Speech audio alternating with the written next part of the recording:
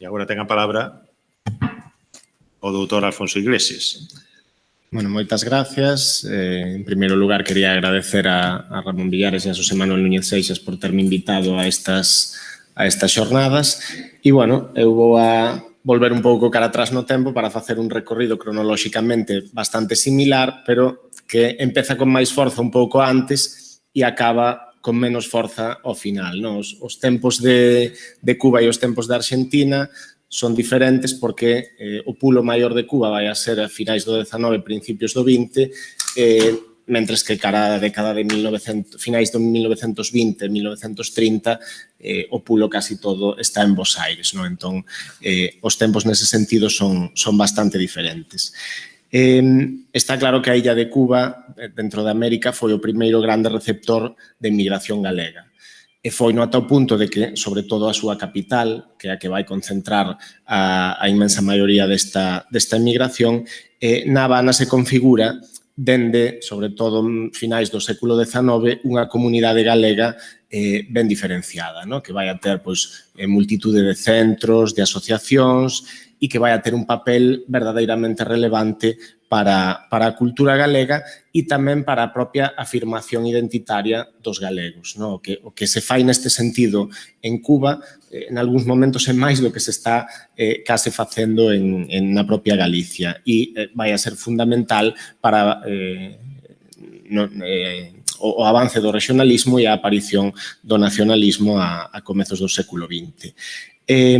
Respecto das Irmandades da Fala, que é un pouco o que centra estas xornadas e o que máis nos interesa, o vencello con Cuba é moi evidente e moi salientable nos dous sentidos, tanto do que se aporta de Cuba cara alá como que as Irmandades obteñen dende Cuba. Por unha banda, a comunidade galega da Habana, sobre todo, porque é tan pouco peso o que hai no resto de Cuba que casi ás veces é sinónimo. Falar da comunidade galega da Habana é casi falar da comunidade galega en Cuba, porque o que hai fora son os núcleos pequenos e verdadeiramente ten moi pouca importancia proporcional. Aporta, sobre todo, ideas, ese avance da cultura que se produce na illa de Cuba, esas ideas que son desenvoltas, serían moi ben aproveitadas polas Irmandades e por algúns dos membros que xa estiveran na illa e que van servir moito para esa formulación inicial das Irmandades que se fai en Galicia. E, pola outra banda, no efecto contrario, na propia illa se recibe tamén con moito interese a información do que está a acontecer en Galicia coas Irmandades e, chegan ao final como unha organización, non chega a facerse en principio unha Irmandade da Fala seguindo o mesmo termo que se emprega en Galicia, pero si se crea a Xuntanza Nacionalista Galega de La Habana que a pesar de non levar no nome o termo Irmandade, funcionou de xeito moi semellante ás Irmandades que estaban aparecendo en Galicia e realmente pode ser considerada como unha máis das Irmandades e, de feito, nun momento dado cambiará o nome e se convertirá na Irmandade Nacionalista da Habana. A principios do século XX está claro que Cuba é un gran centro cultural galego. Mesmo se pode decir que é o grande centro cultural galego, mais moita dos principais persoeiros da cultura galega da época pasan pola illa e a importancia que vai ter a nivel cultural para Galicia é enorme. Vai a ser realmente activa a cultura galega na cidade cubana. Van a ser, sobre todo, os centros galegos os que actúan como un pouco como catalizadores do que é un proceso de asociacionismo étnico para o que xa están. Estes centros fan como de bases organizativas para este asociacionismo que vai vertebrándose cada vez máis e que vai facer que os galegos sexan unha comunidade cunha entidade propia dentro da illa. E, ademais, serven para artellar unha colectividade que non para de medrar, porque cada vez van chegando máis individuos e canto maior e mellor estructurada están as redes na propia illa, máis facilidade hai para que cheguen novos galegos, os propios que emigran pois atraen a outros familiares porque as cousas funcionan ben, o papel destes centros, sobre todo do Centro Galego de La Habana, no, do que agora falaremos, ao final favorecen o efecto chamada e favorecen que a comunidade galega pois este nunhas mellores condicións en todos os sentidos. Como comentaba antes o profesor Núñez Seixas, o Centro Gallego de La Habana, que se funda en 1879, Waldo Álvarez Insúa é o seu principal impulsor, vai a ser o que ao final capitalice casi todo o movimento que hai neste sentido. Hai moitos outros centros, moitas outras asociacións, pero o peso que vai ter durante todo este período o Centro Gallego de La Habana é verdadeiramente enorme, no? E é con moita diferencia o máis importante. Dende a súa fundación vai ter sobre todo 3 obxectivos principais. O primeiro é a formación dos inmigrantes. Eses galegos que chegan, que moitas veces pois, son analfabetos, non teñen unha formación mínima para desempeñar certos traballos, o Centro Gallego é o que lles ofrece esa formación, non? Os prepara pois, para un mercado de traballo que é urbano. Ao final, pois, é unha cidade, evidentemente, pois, hai moito traballo de escasa cualificación, pero a posibilidade de formalos un pouco permite que, ao final, pois, acaben accedendo a traballos que na situación de total analfabetismo da que chegan de Galicia non estarían preparados para desenvolver. Entón, nese sentido, que vai facer o Centro Gallego é fundamental. Por outro lado, protexer a estes galegos que se convirten en traballadores. Vai a funcionar pois para casi como un sindicato para protexer os intereses dos traballadores galegos e tamén para asegurarse pois de que estes fluxos de migrantes, que ás veces preocupan porque se fan promesas para traer emigrantes que logo non se cumplen, pois o Centro Gallego vai estar sempre tentando controlar que a situación dos traballadores que veñen da Galicia pois sexa o mellor posible. E o terceiro é o de fomentar a cultura galega. Nunha etapa finais do XIX, que é a etapa do rexurdimento, que a cultura galega está vivindo un momento de certo pulo e de certo crecemento, o Centro Gallego de La Habana faise partícipe dese medrar da cultura galega e vai tentar fomentalo e difundilo o máis posible. Respecto deste último obxectivo, pois vai haber ensinanzas de diverso tipo, créase unha biblioteca que vai a ter unha notable actividade, seccións de filarmonía e declamación, colabóranse con grupos que xa existían con anterioridade, como é o Cuerpo de Baile Galego ou a famosa coral Aires da Miña Terra. O Centro Gallego, ao final, se convirte casi no centro de todos estes outros grupos que, ao final, é o que os acaba poñendo de acordo, centralizando os esforzos dunha comunidade que estaba máis dispersa e, gracias a este Centro Galego, se centraliza. Vai estar todo moito máis ligado e funcionando máis como un todo. Por eso, aínda que haxa moitos centros e moitas asociacións, o peso do Centro Gallego de La Habana sempre vai a ser preponderante. Ademais, a influencia se tenta que non só sexa na propia Habana e no resto da illa de Cuba, tamén en España. O propio Centro Galego tenta presionar en varios momentos os diferentes gobernos españois para defender os intereses galegos, tanto dos galegos que están na Habana como do resto dos galegos. Entón, temas de reformas agrarias e todo este tipo de cousas, o Centro Galego envía habitualmente misivas pedindo que se revisen as políticas que se están seguindo, que se defendan os intereses de Galicia e, funciona tamén como unha forza dende fora para axudar os galegos respecto do goberno do que dependen, que a partir dun momento dado non é o mesmo do que dependen eles, porque, claro, recordemos que cando comeza este proceso, Cuba é parte do Estado español. Sin embargo, cando entramos no século XX xa non é parte do Estado español. Non? Entón, eso tamén vai a darlles unha certa liberdade para que poidan ser moito máis críticos do que serían con anterioridade. Non? Xa non están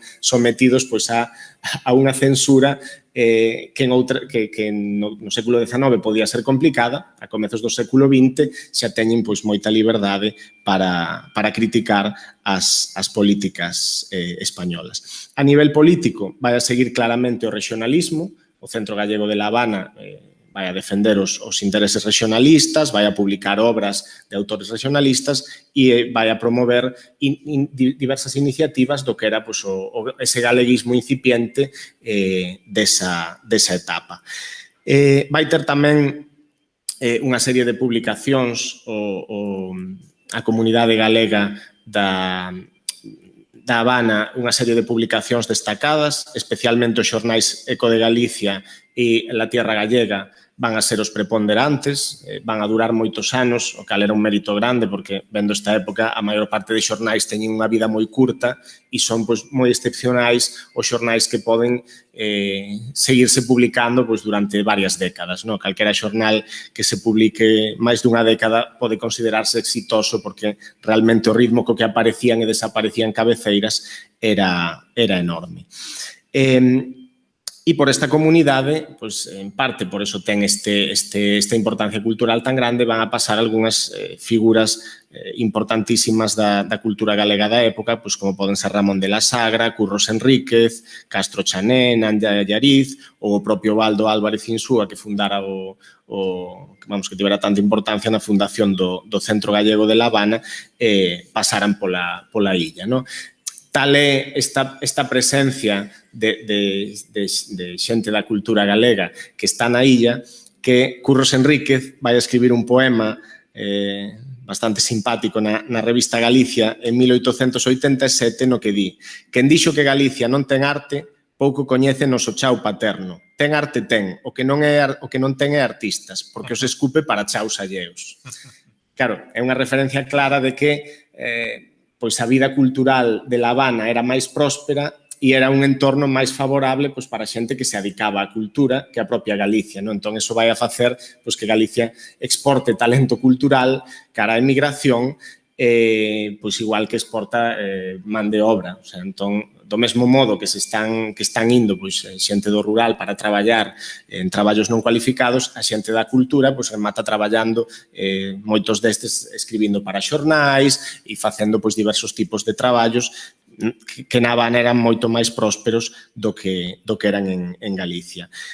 Outra demostración deste pulo cultural e desta importancia da cultura galega en La Habana é que algo tan simbólico e tan trascendental como o hino galego se vai a estrenar no Gran Teatro de La Habana. A primeira vez que se interpreta o hino galego, que é unha composición de Pascual Veiga sobre un poema xa existente de Eduardo Pondal, se vai interpretar por primeira vez na emigración, non en Galicia. Entón, eu creo que é algo moi simbólico do que realmente pois estaba a acontecer na illa coa cultura galega.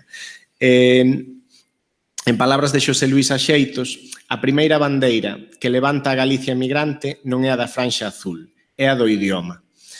Isto é moi importante para o que imos a falar tamén das Irmandades da Fala, porque precisamente a fala vai a ser o primeiro grande punto de unión dos galegos na emigración. Cando non hai unha conciencia nacional todavía, o que realmente fornece a identidade é o idioma, é a fala. Vai a ser o principal integrador deses galegos que están alonxados da súa terra e que se dan conta de que cando se reúnen, onde sexa, nos parques públicos, nos almacéns, nos sitios de sociabilidade, son diferenciados do resto polo idioma do que falan. É o que os distingue dos demais e é o que os fai ser un grupo propio e que non ten... só teñen que escoitarse uns a outros para saber cal é a súa orixe. Entón, unha comunidade que non tiña símbolos externos para identificarse, porque non o sabía todavía como tal, a fala vai a ser o verdadeiro símbolo de identificación dos galegos e a verdadeira clave da identidade. En relación con isto, pois, esta emigración galega a Cuba, no? Que cada vez é máis numerosa, se identifica moito co que deixou atrás. Claro, esas cousas que cando un está no seu entorno non as valora e cando se alonxa del é cando as lembra, cando as recorda e cando verdadeiramente lles dá valor. No? Esa morriña galega de lembrar o que se perdeu é cando realmente pois eso, fai que a comunidade que está fora valore máis cousas que na propia Galicia se valoran menos. E unha delas precisamente é o idioma, no? E o pulo que vai a ter a lingua galega na Habana dentro de, pois eso, ser unha cidade na que son uns poucos proporcionalmente a falan, vai a ser sorprendente, pero precisamente por ser un factor diferencial, non é o que vai a facer que teña pois tanta importancia na identidade. E entón, por isto, a Habana vai a ser tan importante para este galeguismo, no? Polo entusiasmo que hai, polos medios organizativos e porque vai haber unha relación moi grande entre ese discurso que cada vez se achega máis a ser un discurso nacionalista, aínda que non aparecerá como tal pois, ata 1916, ese discurso que se elabora máis en Galicia vai a chegar moi rápido á migración e vai a chegar moi rápido a Habana e vai ser unha conexión constante e precisamente pois, algúns dos autores que formulan, como o propio Antón Vilar Ponte, no? Que formulan no inicio o nacionalismo galego, nalgúns momentos está en Cuba e noutros momentos está en Galicia. E son moitos como el os que están constantemente movéndose entre estes dous territorios. Neste novo discurso galeguista hai unha intención, da que xa falaba antes o profesor Núñez Seixas, que era a de dar prestixio ao feito de dar galego. No? Unha cousa que vemos constantemente nos xornais é que o que se tenta é combater eses estereotipos negativos, esa consideración pexorativa do galego, buscando, pois eso, que esa identidade teña un prestixio, no? Teña que ser galego sexa precisamente algo do que estar orgulloso. E eso se fai, pois eso, a través destas ideas e tentando contrapoñer estes estereotipos negativos, pois cunha historia de Galicia, no? Por exemplo, que é algo que se lle dá moito pulo nesta época, o propio mito de Colón, que efectivamente na prensa cubana tamén aparece moito, igual que na de Bos Aires, en El Eco de Galicia, hai un momento no que cada 3 números hai un artigo sobre a galeguidade de Colón, no? Búscanse, pois eso, a través da historia referentes para prestixiar o pobo galego e para darlle unha imaxe distinta da que o mellor pois, moitos dos estereotipos contemplaban na emigración. É moi importante a figura de Antón Vilar Ponte, evidentemente, no, para a creación do nacionalismo galego e das propias irmandades da fala. Antón Vilar Ponte marchara a Cuba en 1908. Entón, desde ese momento, se convierte nunha das principais figuras da cultura galega e dos idearios galegos na Habana.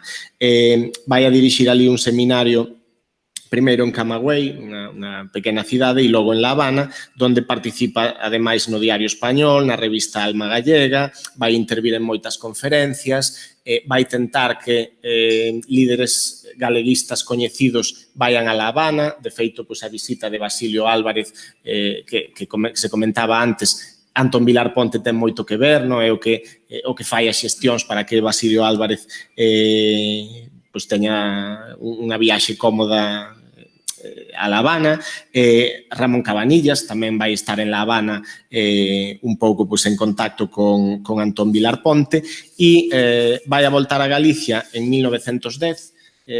Realmente é moito que fai en poucos anos e a partir de 1910 vai a ser en Galicia un dos principais impulsores da Real Academia Gallega, que xa estaba fundada de antes, pero que con el vai a recibir moito pulo, e a partir de 1916 comeza a campaña para poñer en marcha as Irmandades da Fala, que, pois, como sabemos, chegou a bo porto, porque senón estas xornadas non terían ningún sentido.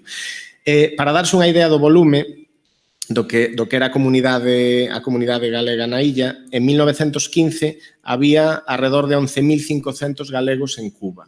Isto sin contar pois, os que xa tiñan familia ali ou os que eran fillos de galegos pois, de segunda xeración. Dun total de alrededor de 26.500 españois, o que quere decir que case a metade dos españois que estaban en Cuba eran galegos. O que pasa é que, claro, destes varios miles, moi poucos van estar afiliados a estas asociacións e organizacións galegas. O que si moitos reciben a influencia. Aínda que non se afilien, prácticamente esta importancia, participan nos actos culturais, participan pois, nas obras de teatro. Vemos que sempre hai moi poucas cifras de afiliados ás organizacións. Son organizacións que, claro, cando un ve as cifras, di, pero isto tiña unha trascendencia mínima. Pero, bueno, non hai que pensar que importaban só polos afiliados. Toda a actividade cultural que facían, as publicacións que facían, chegaban a máis xente que só os afiliados, en fin, todo o movimento que facían sí que tiña unha influencia bastante grande nesta comunidade. Pero, bueno, tamén hai que pensar que moitos destes milleiros de galegos serían máis indiferentes a todo este movimento e acabarían pois asimilándose pois a propia poboación cubana e non manterían tanto esta identidade galega. Non? Sempre hai que pensar pois, que non era nin blanco nin negro, había varios niveis e, pois eso, non podemos pensar que todos os galegos que estaban na illa pois estaban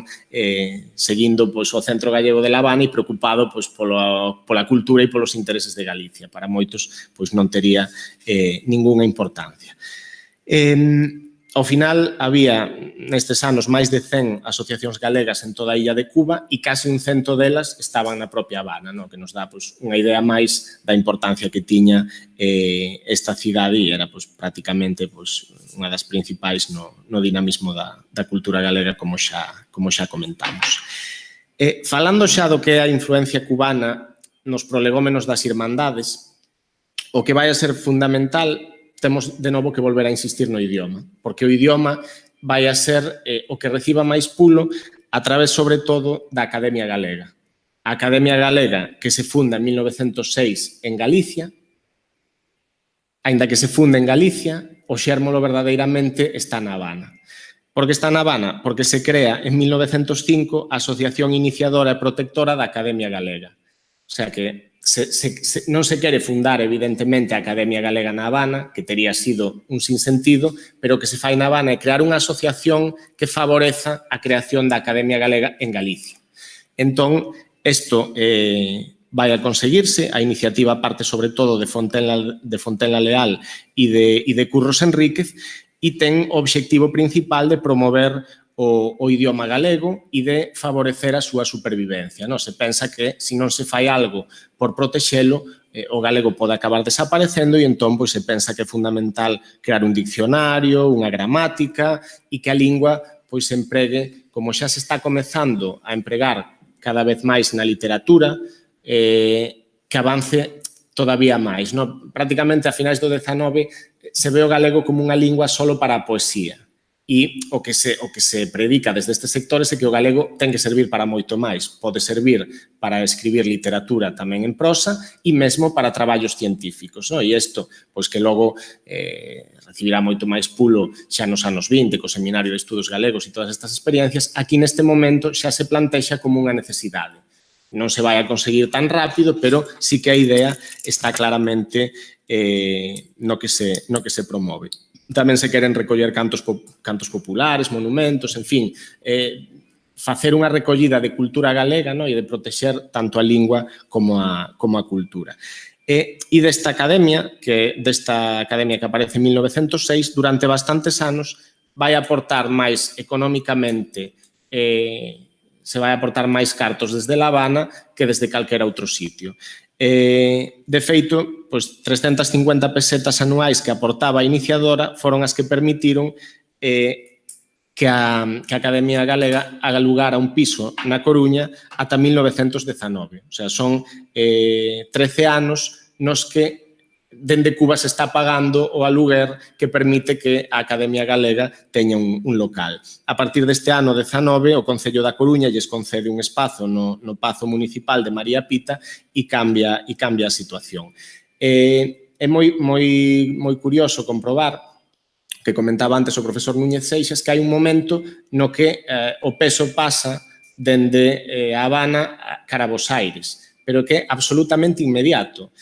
Coido que a partir de 1918, nun ano, tiña o 94% do diñeiro que se poñía para a Academia Galega viña de La Habana, o ano seguinte é un 60 e algo e o ano seguinte é un 30 e algo. E xa Bos Aires pon a maior parte dos cartos, no? Cual é unha demostración de que ese adiantamento que fai Bos Aires a Cuba, a Habana, en importancia, pois eso, se produce a finais da década de 1910 e é pois verdadeiramente vertixinoso. Dende Cuba tamén se vai a subvencionar unha experiencia tan importante como é o dicionario da Academia, no? Este dicionario que do que Cuba sempre se van a sentir moi orgullosos e cada vez que se recibe un fascículo, pois aparece na prensa galega de La Habana, pois se sinala que levantou o entusiasmo xeral, se envían cartas á Academia agradecendo que lle enviaran o número e, bueno, en xeral o que hai, pois é claramente unha idea de satisfacción de ver pois que o que se está financiando desde La Habana ten verdadeiramente unha repercusión en Galicia e as cousas pois se dan feitos. Nunha carta da iniciadora en 1916 se reclama que as comunicacións entre eles, ese correo constante que tiñan, se faga exclusivamente en galego. Isto vai a ser moi importante porque tamén, claro, hai que pensar que a Academia Galega funcionaba en castelán para moitas cousas. E vai a ser, sobre todo, dende A Habana, dende onde se insista que hai que priorizar totalmente o uso do galego, no? E que hai que tentar evitar na medida do posible usar o castelán, que debe quedar só para as comunicacións coas entidades oficiais ou coas que non estén integradas por galegos, no? Pero que sempre que sexa comunicación con grupos de galegos, que esta comunicación se faga en galego. E isto, bueno, tamén mostra o protagonismo que ten La Habana, no? Que é capaz pois, de fijar casi pois, unha folla de ruta, unha guía a seguir para o que se fai en Galicia. E esta carta tamén é dun grande interese porque nela se proxecta o apoio á Irmandade da Fala da Coruña, mesmo antes de que esta se constitúa. A Irmandade da Fala da Coruña aparece en 1916, pero esta carta é de antes, e nela se di: acordouse ofrecerlle o noso apoio e concurso e prestarnos a representalo nesta illa a Liga de Amigos do Idioma, a cuyo cumprimento mandamoslle hoxe a nosa adhesión e pidíndolle o reglamento e instruccións. Tamén se sinalaba, gustou moito o pliego do dicionario número 6 e como todos o que quixeran era telo pronto enteiro, estou desexando chegue ese número para deleitarse co el. Cada vez que chega un número novo ou que lle mandan un pliego, non? Unha das partes, pois están sempre o interese polo diccionario sempre aparece pois eso, tanto na correspondencia como nos xornais como algo moi importante. E logo, pois, esta asociación iniciadora e protectora da Academia Galega vai a ser moi importante para figuras pois, da élite intelectual galeguista en Cuba como foron Ramón Cabanillas, Mercedes Vieito Bouza, Roberto Blanco Torres, Ramón Morcote ou o propio Antón Vilar Ponte, que se formaron en boa medida no seo desta asociación iniciadora e protectora que pois, tivo moita importancia nesta etapa na que pois, está facendo casi como o xérmolo das irmandades, pois está aparecendo aquí. No momento que se crean as irmandades, o que vamos a ver é como se reciben en Cuba, no? E como pois, hai unha atención para tentar poñer en marcha tamén unha irmandade na propia illa. En marzo de 1916, cando Antón Vilar Ponte, que precisamente, pois eso, estivera en Cuba pouco tempo antes, publicou Nacionalismo Gallego, nuestra afirmación regional, non? Unha obra que vai a ser fundamental en todo este proceso da aparición do nacionalismo, e o 18 de maio de 1916 é cando se crea a Irmandade da Coruña, a que siguen o 28 a de Santiago, 1 de xuño a de Monforte. Moi rápido, pois eso, comezan a aparecer as diversas irmandades. O propio voceiro que crean as Irmandades da Fala en Galicia, a nosa terra, aparece como Idearium da Irmandade da Fala en Galicia e nas colonias gallegas de América e Portugal.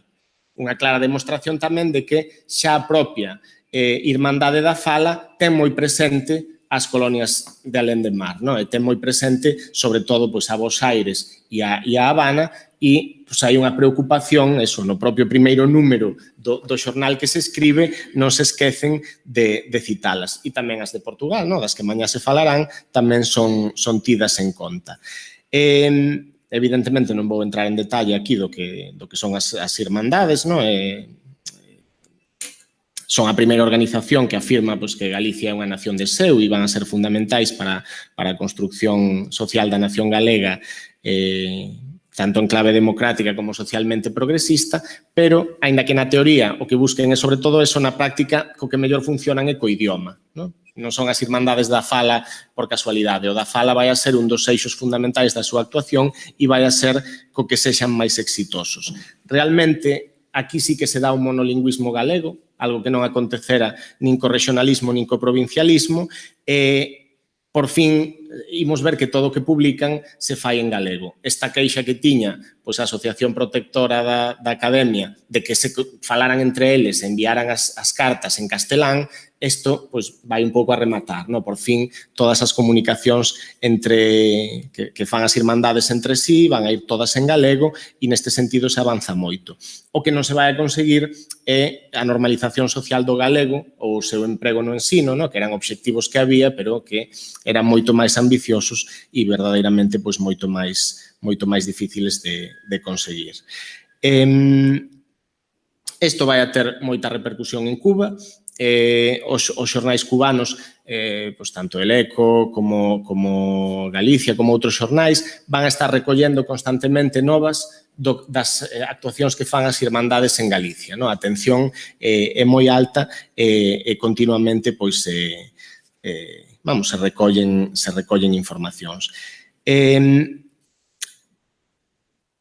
O José Vázquez Grela, que logo sería un famoso profesor, nun artigo en El Eco de Galicia publicado en agosto de 1917, falaba dun chamamento que se fixera aos galegos de Cuba para que non deixaran de empregar o seu idioma regional, como parte desta estrategia das irmandades.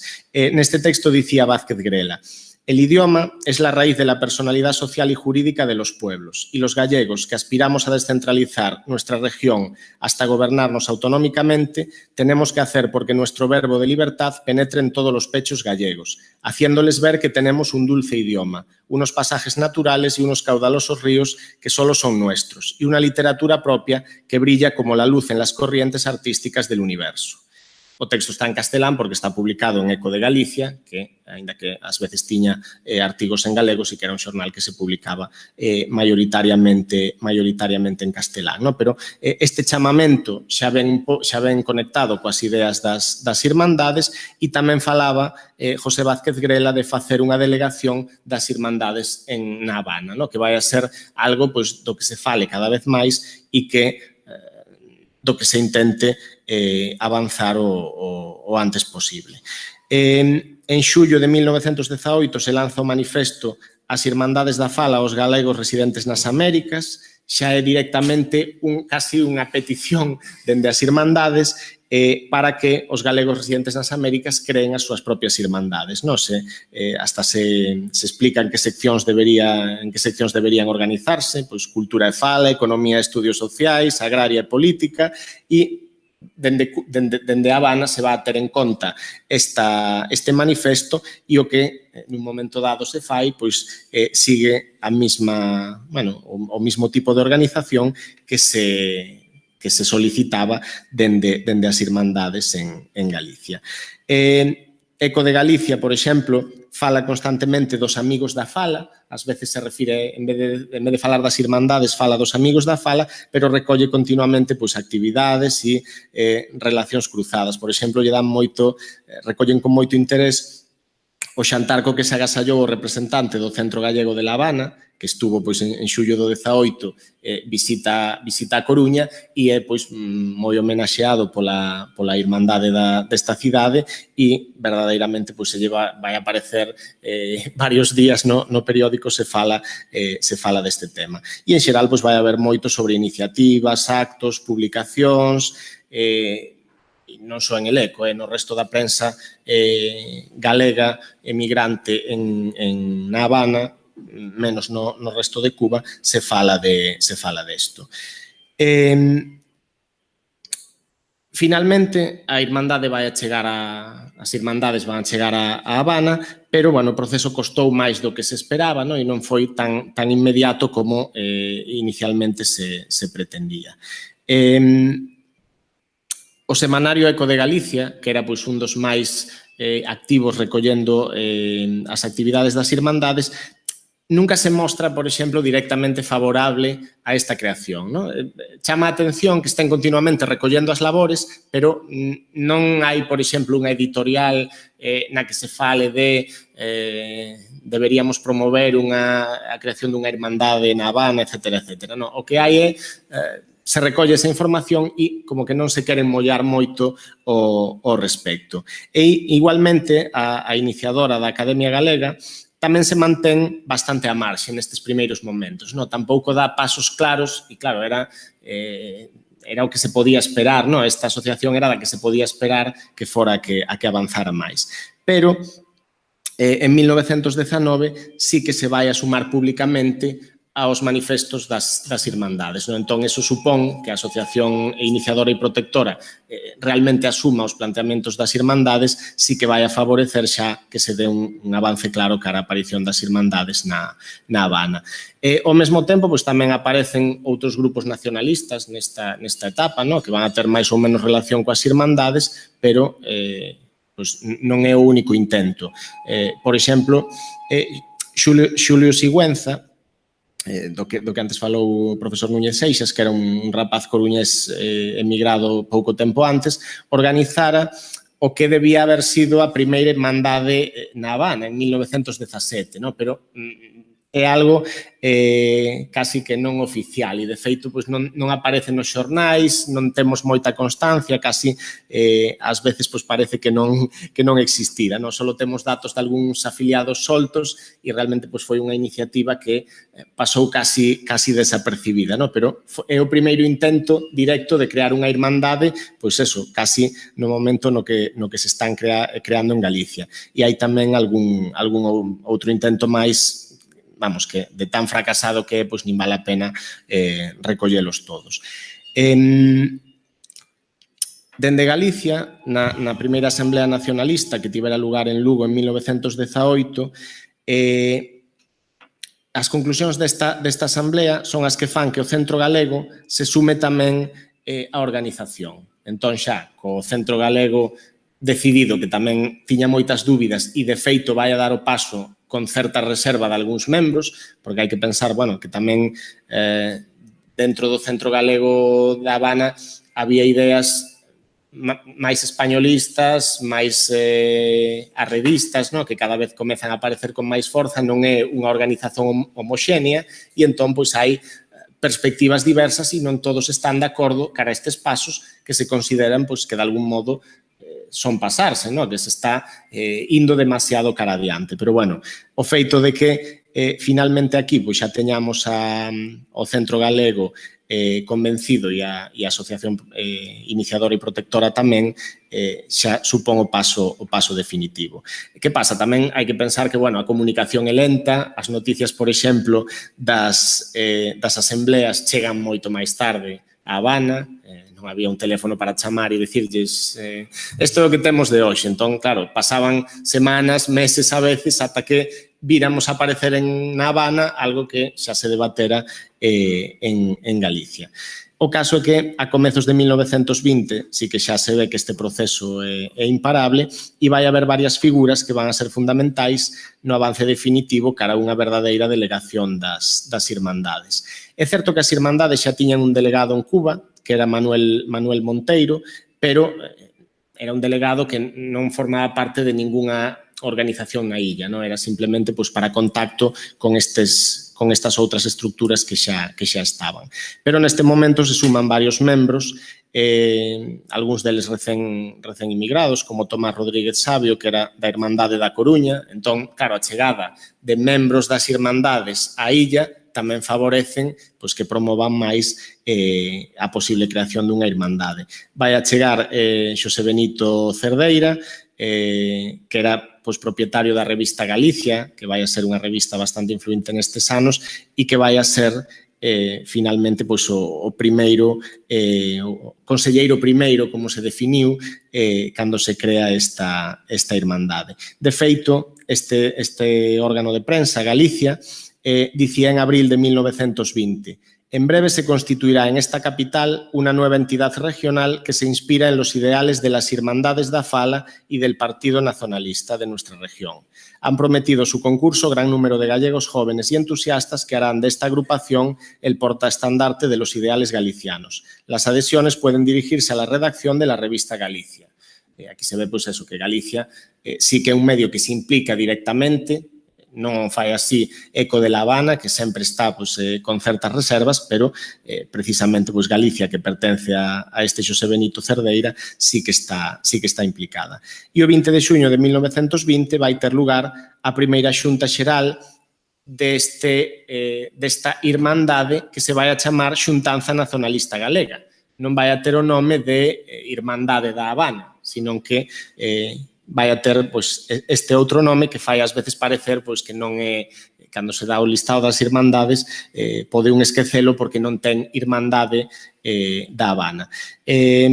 O conselleiro primeiro, como se lle chamou no momento, foi este Xosé Benito Cerdeira, e tamén estiveron na primeira asamblea Fuco Gómez, que vai a ser unha figura moi chamativa do galeguismo en Cuba nestes anos, Tomás Sabio, Liste Mourenza, Andrés Orjanes, Sinesio Fraga, César Parapar Sueiras, unha serie de figuras que lle van a dar pulo a esta Xuntanza Nacionalista Galega, aunque nunca hai un líder moi destacado, nunca hai unha persoa que realmente sexa visto como o líder claro, e iso en parte vai a prexudicar a esta Xuntanza Nacionalista que carece dunha figura emblemática e dunha figura carismática que lle dé relevancia.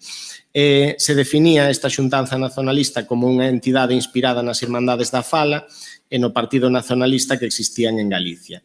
E a influencia e o feito de que casi se poida considerar unha irmandade é evidente cando comprobamos que se rexía textualmente polo regramento das Irmandades da Fala aprobado polo señor e gobernador da provincia da Habana. O sea, realmente é que era o reglamento das Irmandades aplicado a esta organización. E tamén facía seus os manifestos que se aprobaran en distintas asambleas como a de Lugo e Santiago polo Partido Nacionalista Galego e decían que todos os que esta colectividade aprobara no sucesivo. O sea, que xa era como aceptar que todo o que se decidira en Galicia polas Irmandades, eles estaban de acordo. Van a declarar loitar por galeguizar as sociedades de inmigrantes e isto marca unha diferencia moi grande con respecto a todo o que vimos anteriormente, e mesmo a asociación iniciadora e protectora da Academia Galega. Ahora xa non se fala só de protexer a lingua, de favorecer a comunidade dos galegos na emigración, se fala de galeguizalos, se fala xa de educalos nesta nova conciencia e desta nova forma de pensar. E o que queren é que haxa unha educación máis galeguista e se fomente o uso do idioma a través de todos os mecanismos que se usaban con anterioridade menos centrados nisto, que todos se reorienten cara ao galeguismo. En 1920, recén aparecida, vai a ser o ano seguinte, 1921, cando colla máis pulo. Vai aparecer Nós, non confundir coa Nós que aparece en Galicia, no? Que vai a ser unha revista que é o primeiro voceiro que ten esta xuventude nacionalista galega e que se vai a declarar abertamente a revista. Este organismo se pon claramente cunhas ideas independentistas bastante máis intensas das que se podían defender en Galicia, ¿no? Porque poderían ter problemas da censura. Por exemplo, vemos en Nós que se fala textualmente de ceibar Galiza do yugo opresor dos cacicatos da España. Claro, isto non podía aparecer facilmente nun xornal en Galicia, pero sí que podía aparecer sin problemas nun xornal en Cuba. Hai unha linguaxe fortemente antiespañola, aínda que hai matices. Non todos depende de quen sexa o colaborador que escribe, hai artigos que son máis moderados, pero sí é certo que hai algúns que son abertamente antiespañois e moi duros. Nos vai a durar pouco, vai a ser sustituído por Terra Gallega, outro órgano da Xuntanza Nacionalista que aparece alentado sobre todo por Fuco Gómez e por Sisenio Fraga, que van a ser moi activos nesta etapa. Este novo xornal é máis moderado, en parte os problemas que tivo Nós puideron vir por este carácter excesivamente atrevido e rupturista, e vai a ser un xornal con moita publicidade, moitos anuncios, que dá unha sensación de xornal máis normal, non menos belicoso do que era este Nós. O saúdo de Terra Gallega, na primeira páxina do primeiro número, é o seguinte. Aparece o título, Saúdo, e logo continúa. Damos o agarimoso, enténdese co saúdo, a todos aqueles que, con fins nobles e outros ideais, están xa no estadio periodístico. Lóxicamente, non podemos decir que de novo nos alcontramos na palestra, xa que nin por un anaco de tempo deixamos de estar en nela. Tampouco podemos decir que isto é un ideario máis no campo do periodismo, pois que Terra Gallega é a continuación daquel outro ideario de grata lembranza que se chamou Nós, que tivo a gloria de sementar as primeiras arelas de liberdade e redención para a Galiza. Se establecen xa claramente como continuadores deste outro xornal que desaparecera moi pouco antes, pero o que dá a sensación é que hai un interese por liberarse do nome daquela cabeceira que seguramente estuvera tendo certos problemas, porque é casi inmediato, o sea, non pasan nin uns meses entre a desaparición de un e a aparición do seguinte. Logo, o que se ve, aparte de que é un pouco continuador de Nós, aínda que máis moderado, se ve que queren facer deste xornal o órgano oficial da cultura galega en Cuba, e o idearium dos galegos en Cuba e desta especie de irmandade que se xerara na cidade da Habana. Terra Gallega sempre vai acabar coas súas derradeiras páxinas recollendo actos distintos do que acontece en Galicia, e moito respecto das irmandades. Por exemplo, xa o primeiro número se fala do Coro Saudade, da Irmandade da Fala da Coruña, dunha conferencia de risco na Irmandade de Betanzos, dunha serie de actos, parece casi un diario do que están a facer as irmandades na Galiza. Hai unha preocupación enorme por recoller prácticamente todo o que poida suceder. Para falar así un pouco dunha figura que me pareceu moi interesante do que a Xuntanza Nacionalista Galega e en xeral o nacionalismo galego en Habana nestes anos é a de Xulio Sigüenza, da que antes comentaba o profesor Núñez Seixas. Xulio Sigüenza vivía en Cuba dende 1912 e ten unha serie de textos moi interesantes sobre liñas de actuación, sobre o que se debe facer, sobre pensamento que deben ter os galegos na illa. Por exemplo, considera que o maior inimigo do nacionalismo galego era o analfabetismo, pero non o analfabetismo das letras, sino o das ideas, e isto vai un pouco en relación con esa idea de que o esforzo principal xa non é só concienciar da necesidade de usar o galego, sino que tamén concienciar da necesidade de galeguizar. Esta apertura cara ás ideas é de que non só vale que esta poboación galega na Habana fale galego, ten tamén que ser galega e que galeguizarse. Entón, reflexa moi ben o que é esta idea de que hai que dar un paso máis do que era simplemente a fala. Tamén decía Xulio Sigüenza, non, os povos que se amodorran non teñen dereito a ser ceibes. Para ser ceibe, fai falla loitar como se loita en Irlanda, como se loitou en Cuba, como loitaron todos cantos povos aspiraron un día a se rexir polas súas leixes. Aquí tamén vemos unha referencia interesante que é a de Cuba. A guerra de independencia cubana vai a ser usada en varias ocasións pois a hora de defender tamén a posibilidade independentista galega, no? Sobre todo polos sectores máis arredistas. Mesmo se recuperan pois eso, as figuras relevantes do que a independencia cubana, no? Como pode ser Martí, que aparecen un pouco temerosamente, no? Porque non poden, evidentemente, sí que é algo que tampouco se pode trasladar doadamente a Galicia, pero, bueno, sí que vese a referencia a Cuba xunto coa de Irlanda, no? Que é a máis reiterada na época, vemos que moitas veces nos textos aparece, bueno, Cuba como exemplo de que se non se loita non se consigue. Bueno, vou saltarme algunhas cousas xa para non tardar moito. Hai un texto moi interesante de Xulio Sigüenza que é o seu ideario reflexado nos mandamentos do bo galego, no? Que vai escribir en 1921 enviados dende unha viaxe en Estados Unidos. No? El envía isto dende Nova York á revista Terra Gallega. Este ideario era ama Galiza sobre todas as cousas. 2, pensa que en Galicia deben mandar só os galegos. 3, fala, escribe e pensa en galego. 4, non sexas máis que galego. 5, pensa que a terra está por ceibar. 6, que obriga tú a loitar pola súa liberación. 7, antepón a todas as convenenzas da terra. 8, non negues nunca ser galego. 9, traballa, pensa e estudia o modo de conquerir a independencia da terra. E 10, pensa e obrando deste xeito merecerás o ditado de bo e xeneroso do que falou Pondal. Estes 10 mandamentos se encerran nun só, en amar a Galicia por enriba de todo e pensar que deste xeito farase digna a palabra galego. Creo que é un bo resumo de todas estas ideas que xa van en consonancia deste movimento máis arredista, máis que insiste máis en ideas de liberación, de que hai que conseguir ceibar a Galicia da opresión do Estado español.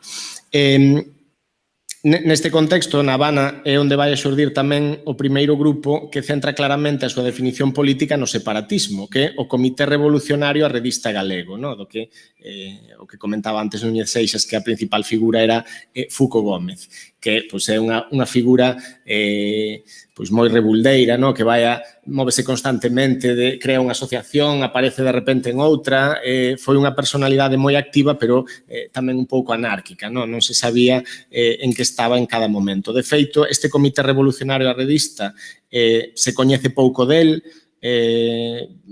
editaron varios panfletos, e realmente o interesante é que foi o primeiro que expresou públicamente a aposta pola independencia e un antagonismo total cara a España. Dentro da Xuntanza Nacionalista Galega, que chega a superar os 100 militantes, é unha cifra que, claro, pode parecer unha cousa moi pequeniña, 100 militantes, pensando no que estamos falando, non era pouco se temos en conta que farían que fose a segunda irmandade con máis membros, só por detrás da Irmandade da Coruña. Entón pensemos que aínda que as cifras fosen febles, nas irmandades en Galicia non eran moito maiores. E de feito, en 1921-22, a Xuntanza Nacionalista Galega, por número de afiliados, é a segunda das irmandades. Igual que pasaba en Bos Aires, vaise poñer do lado do sector de risco na ruptura que hai das irmandades en 1922, e van quedar tamén a partir dese momento máis dentro desa centralización que fai risco das irmandades e van a seguir máis as liñas marcadas por aí. É interesante a reacción aos sucesos de Guillarei, por exemplo, que me parece un exemplo moi bo para ver como se implican respecto de feitos que suceden na Galicia. En Guillarei hai unha represión da Garda Civil que remata coa morte de varios labregos e dende a Xuntanza Nacionalista Galega se usa durante bastante tempo este feito para criticar a política española sobre Galicia, para defender os intereses galegos.